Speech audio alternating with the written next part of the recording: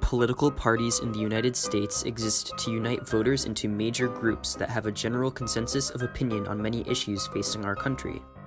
Parties also exist in order to create a coalition of voters, and in order for politicians from these parties to gain political influence across a broad base, so that they may direct the policies of our government.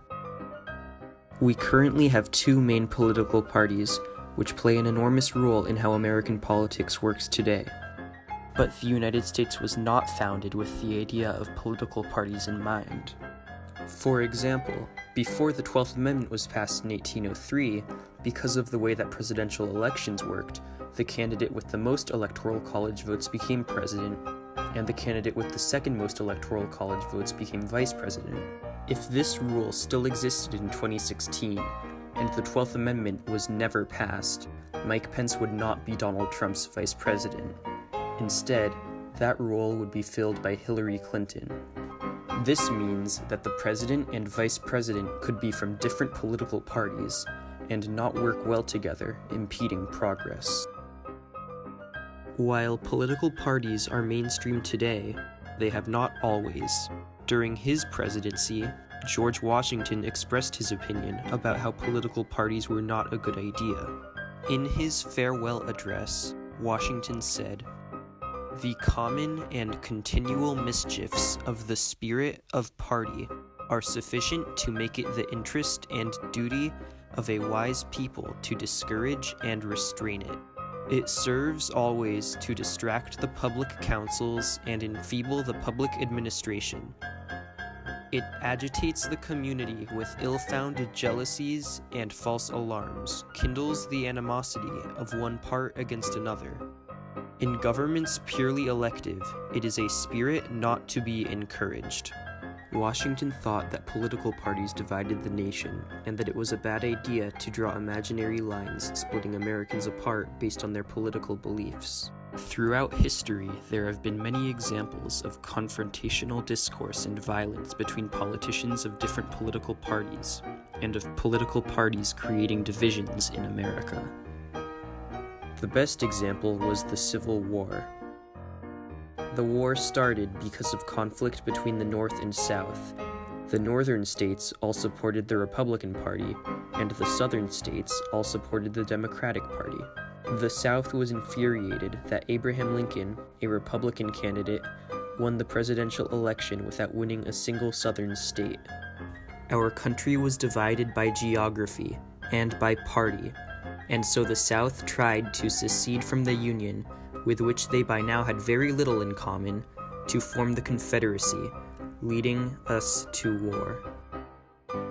Even though our political views are no longer causing us to go to war with each other, today there is still division in our country, as seen through the intense language often used by politicians, both Democrats and Republicans, against their colleagues from the other side of the aisle. Beyond the direct divisiveness created by intense political language or policy disagreements, the idea of a united coalition of people with the same political goals can prevent the system of checks and balances from working. The Constitution divides the U.S. federal government into three main sections called branches in order to ensure that nobody can become too powerful. The President of the United States leads the executive branch. This branch carries out laws, but does not create them. The executive branch enforces or executes law through government agencies. The judicial branch is made up of the Supreme Court and lower courts. This branch interprets laws. The Supreme Court strikes down laws that the legislative branch creates if they conflict with the Constitution.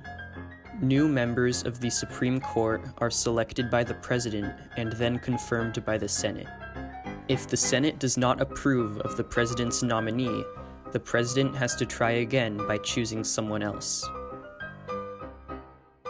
The courts are made up of judges or justices. Their responsibility is to interpret the Constitution, no matter if what the Constitution says fits with their personal beliefs or not. But everyone interprets the Constitution in their own way. Republicans tend to agree with the ways that some people interpret it, while Democrats tend to agree with the ways that others interpret it. The legislative branch is made up of the House and the Senate. This branch makes laws, but the laws must be approved by the president, or else the legislative branch must override the president's veto. The legislative branch has the power to impeach the president and remove him from office. When the president is impeached, the Chief Justice presides.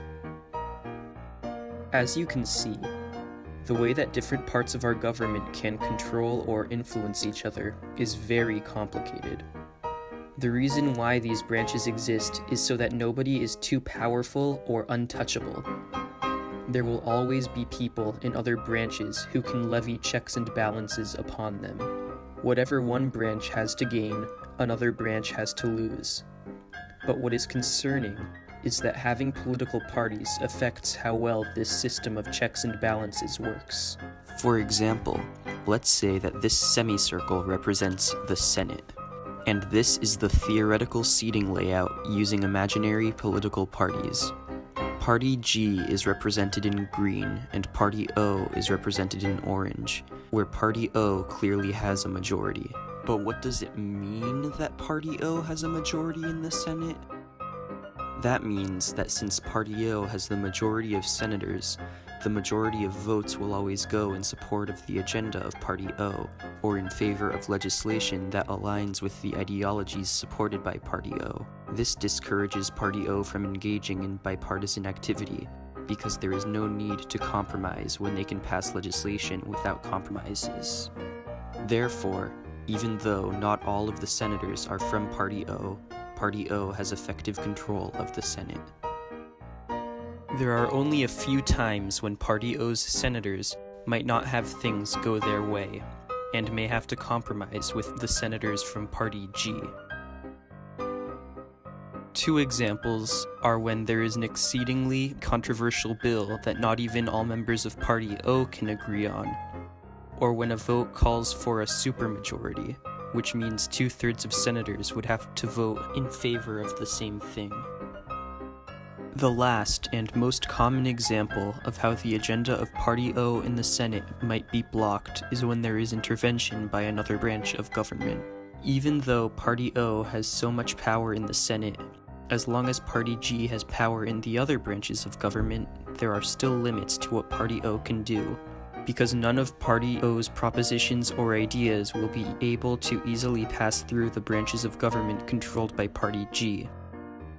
This means that Party O will still have to make some moderate legislation or policies, not just legislation that only Party O's own members would still support. But what would happen if the president was from Party O? Party O had a majority in the Senate and the House, and the majority of Supreme Court justices had the same ideologies as those that members of Party O tend to agree with. This is called one-party rule.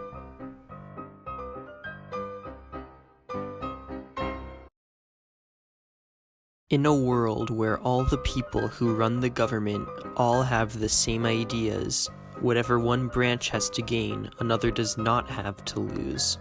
All the branches support each other and gain together because of their ideological commonalities. It is as if there are no branches at all anymore, because they are not checking or balancing each other.